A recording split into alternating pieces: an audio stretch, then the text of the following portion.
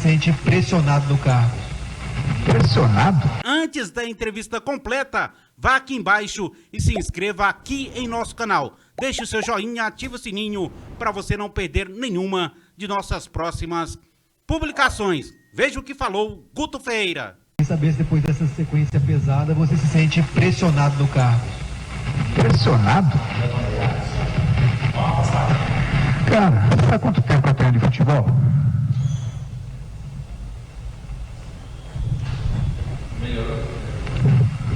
Fiz uma pergunta, sabe quanto tempo eu tenho de futebol? Então, eu acho que o tempo que eu tenho de futebol e a maturidade que eu tenho do futebol me dá total tranquilidade e não me preocupar com o externo. Eu sei muito bem o que eu estou fazendo, como eu estou fazendo, em que condições eu estou fazendo e o que amanhã ou depois pode acontecer não me atrapalha em nada. A minha carreira, ela sempre foi exitosa e vai continuar sendo. Então, acho que os resultados dentro do Goiás também estão sendo exitosos. Boa noite. Ah, tá. Assim? Beleza. Boa noite, Guto, Tandara Reis, da Rádio Bandeirantes Goiânia. A gente viu um Goiás hoje com um pouco mais de volume de jogo do que o Santa Fé, mas não conseguiu converter esse volume em gols. Na sua avaliação, o que faltou para o Goiás sair de campo com uma vitória? Eu acho que nós chegamos próximo do gol e tivemos momentos que a gente poderia ter conseguido finalizar, que nós tentamos uma jogada muito clara. E num jogo tão competitivo como foi o jogo de hoje, às vezes você precisa arriscar um pouco mais, tentar clarear menos a situação e arriscar um pouquinho mais. Eu acho que nós tivemos essas possibilidades, tivemos algumas no primeiro tempo, outras no segundo tempo, que nós tivemos em condições próximas da finalização e devíamos ter finalizado. Talvez se a gente tivesse finalizado, pudéssemos ter conseguido, né?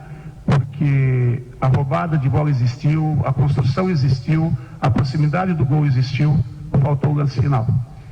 Então, acho que talvez se a gente tivesse tido arriscado mais os lances finais, talvez a gente tivesse conseguido fazer esse gol. Humberto Castro, aqui da Difusora, professor. Pela proximidade do outro jogo, né, que aconteceu no último domingo, ficou difícil você escalar jogadores daquela partida, e ao pôr em campo hoje esse time aí, você priorizou então esse duelo contra o Atlético da Volta, segurando ao máximo aqueles jogadores que atuaram domingo? Então, era uma situação totalmente suicida botar os jogadores, né? Você vê que o Halter jogou, mas jogou numa condição de entrar com o time deles já um pouco desgastados e para jogar meio tempo. E a reta final dele, o Halter que é um dos melhores preparos hoje da equipe, né? Depois, o Zé entrou jogando por quê? Porque tinha jogado só meio tempo, então não atingiu um estágio de desgaste. O William não atingiu o estágio de desgaste, por isso que entraram jogando, né? O Dieguinho tinha jogado meio tempo e nós optamos por trazer ele mais próximo do final do jogo. Então, qualquer situação de colocar jogadores, por exemplo, o Vinícius não tinha a mínima condição de entrar em campo. E outros, né, que a gente optou por... Tinha jogador que estava no banco ali por uma situação muito, muito necessária, que não tivesse uma outra opção. Tanto é que nós ficamos sem opção de jogadores de velocidade no final do jogo, né? Nós conseguimos colocar em campo quem a gente tinha do meio para frente, que poderia, de repente, com o desgaste do Alisson, do Diego, né? E o Palácio acabou tomando cartão no banco, aí você corria risco também. Então, uma série de situações que foram se criando. E o jogo de domingo não é nem a questão de priorizar. É a questão que o jogo de hoje não tinha condições de botar outra equipe que não fosse essa dentro de campo.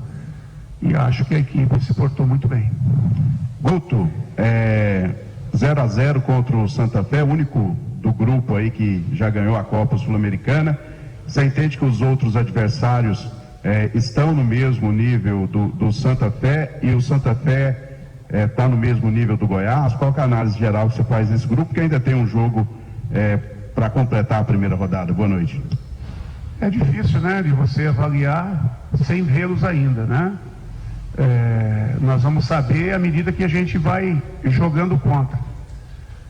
Nós sabemos, por exemplo, que o Ginásio tem um time bastante jovem e não vem bem no campeonato argentino, mas jogar contra os argentinos é sempre muito difícil, porque Sul-Americana são partidas extremamente competitivas, né?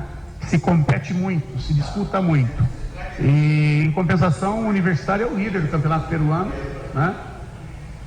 Pelo menos era até sábado ou domingo, eu não sei como é que foi a rodada de final de semana, não sei em que condições ficou, mas até porque a cabeça não tem como ir lá, vir para cá, pensar no jogo de domingo, né? Pensar no jogo de hoje, enfim, e ainda ficar acompanhando os outros. Eu não vi a tabela ainda, vou ver a partir de agora.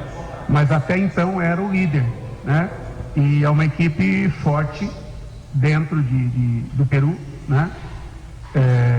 Já eliminou, acho que em 2021, acho que eles classificaram uma fase para outra, uma equipe que está acostumada a jogar Libertadores também, enfim.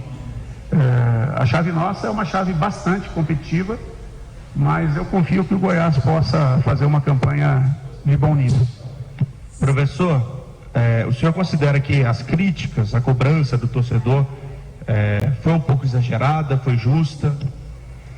Cara, sinceramente, eu não estou aqui para ficar avaliando se foi justo ou não foi justo, né?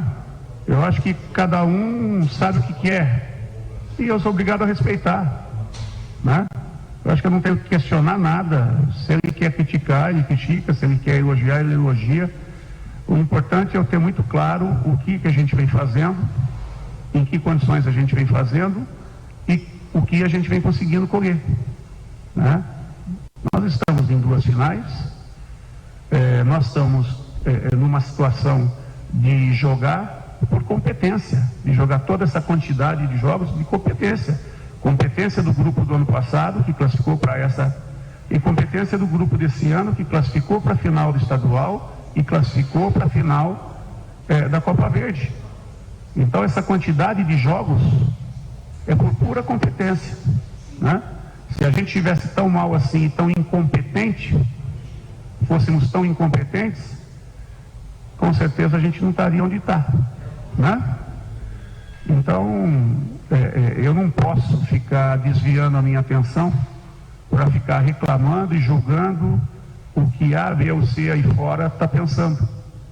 Eu tenho que seguir fazendo o que a gente acredita, melhorando dia a dia, melhorando comportamentos e, à medida do possível, fazendo um pouco melhor, e esse melhor continuar nos conduzindo a resultados que podem chegar no final e atingir aquilo que todo mundo busca, que são títulos. Você que ficou até o final da entrevista coletiva, qual a sua opinião em relação ao Guto Ferreira? Deve continuar no comando do Goiás? Vem aí o clássico com o Atlético. Primeiro jogo, o Atlético venceu por 2-0. É decisão do Campeonato Goiano. Na Serrinha, o Verdão vai ter condições de reverter esse resultado? Deixe a sua opinião aqui no chat. Guto Ferreira continua ou não no time esmeraldino? Essa é a principal pergunta. Vá aqui embaixo e se inscreva aqui em nosso canal. Deixe o seu joinha, ative o sininho de notificações para você não perder nenhuma de nossas próximas publicações. Até a próxima.